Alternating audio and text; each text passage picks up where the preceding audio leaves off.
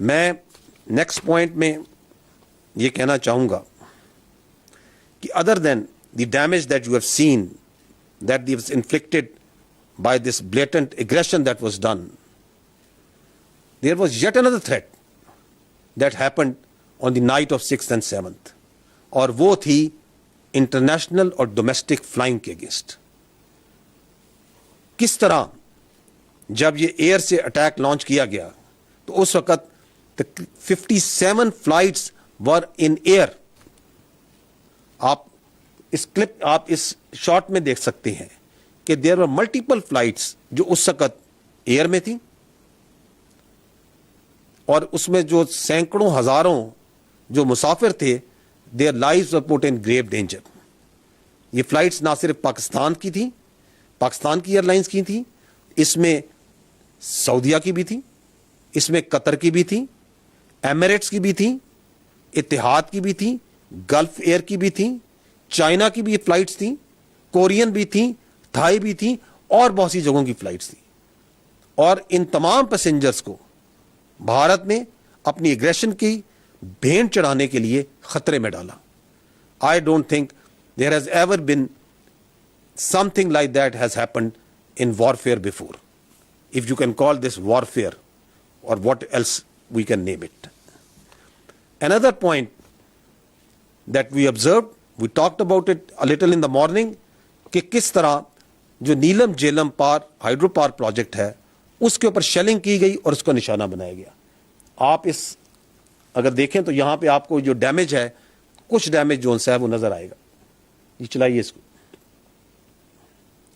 تو یہ نیلم جیلم پروجیکٹ جو نوسیری ڈیم ہے, یہ وہاں پہ آپ کو نظر آ رہا ہے کہ کیسے اس پہ شیلنگ کی گئی ہے.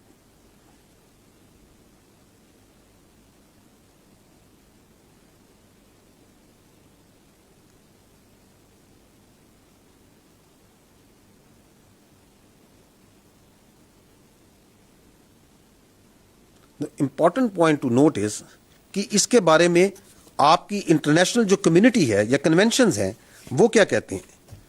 آئی will take a minute so as to bring to your notice کہ article 54 of the 1977 additional protocol 1 of Geneva convention, کیونکہ یہ کچھ کنونشنز ہیں, کچھ نارمز ہیں جس کے مطابق تمام ممالک ایک دوسرے اس آرڈر میں زندہ ہیں. تو آرٹیکل 54 جنیوا کنونشن کا کیا کہتا ہے؟ وہ کہتا ہے it is prohibited to attack, destroy, remove اور render useless objects which are indispensable to the survival of the civilian population. اور اس میں سچ ایز میں وہ کہتا ہے that includes drinking water installations and supplies and irrigation works. اور اسی اور additional protocol 1 of Geneva convention کا آرٹیکل 56 ایون مور ایکسپلسٹلی کہتا ہے works and installations containing dangerous forces namely dams, ڈائکس and nuclear electrical generating stations shall not be made the object of attack, even where these objects are military objectives, if such attack may cause the release of dangerous forces and consequent severe losses amongst the civilian population. یہ وہ conventions ہیں جن کے ذریعے آپ, میں اور مہذب دنیا ایک دوسرے کے ساتھ رہنا پسند کرتی ہے اور رہتی ہے. اور جب آپ ہائیڈرو پاور اسٹرکچرس کو, جب آپ ڈیمز کو نشانہ بناتے ہیں تو you are in blatant violation of all these norms.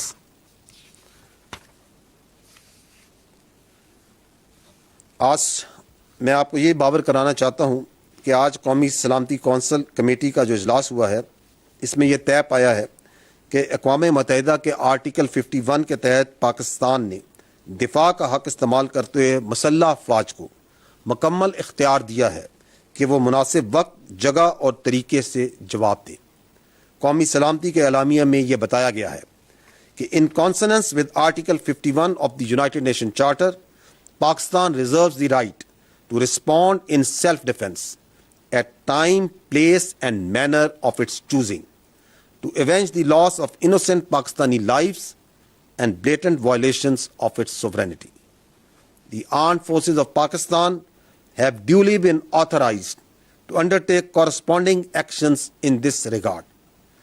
Pakistan remains committed to peace with dignity and honor and reiterates that it shall never allow any violation of its sovereignty, territorial integrity, or permit any harm to its proud people. آخر میں صرف یہ کہنا چاہوں گا کہ قوم کو افواج پاکستان پہ اور افواج پاکستان کو اپنی بہادر قوم پر فخر ہے، اور دونوں اس طرح متحد ہیں اس بھارتی جارحیت کے خلاف، اور ہم اپنے اس عزم کا اعادہ کرتے ہیں کہ ہماری امن کی خواہش، ہماری امن کی شدید خواہش کو کبھی بھی کمزوری نہ سمجھا جائے، کیونکہ اپنے عوام کے تحفظ پر، اپنی زمین کے تحفظ پر افواج پاکستان کبھی کوئی سمجھوتا نہیں کریں گی۔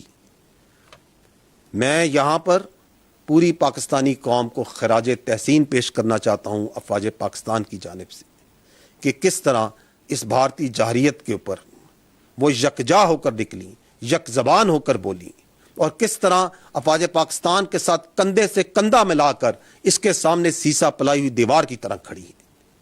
آپ سب اپنے ارد گرد، اپنے گھروں میں، اپنے گلی محلوں میں، اپنے شہروں میں، اپنے گاؤں میں اس جگانگت کو، اس ریزالو کو، اس اینگر کو یقیناً فیل کر رہے ہوں گے۔ I'll just show you a very small clip of this part.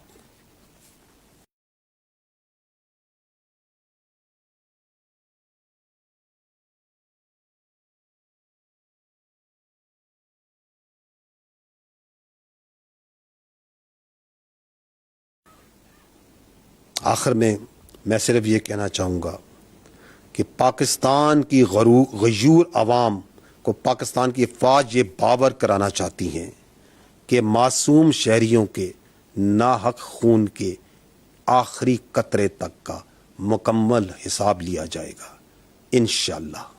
Pakistan زندہ باد، افواج پاکستان پائندہ باد۔ پاکستانی شہریوں کے ناحق خون کا آخری قطرے تک مکمل حساب لیا جائے گا، بہت کیٹاگوریکلی بتا دیا گیا ہے D G I S P R کی جانب سے، جو کہ اہم نیوز کانفرنس کر رہے تھے۔ لیفٹیننٹ جنرل احمد شریف چودھری کی اہم نیوز کانفرنس۔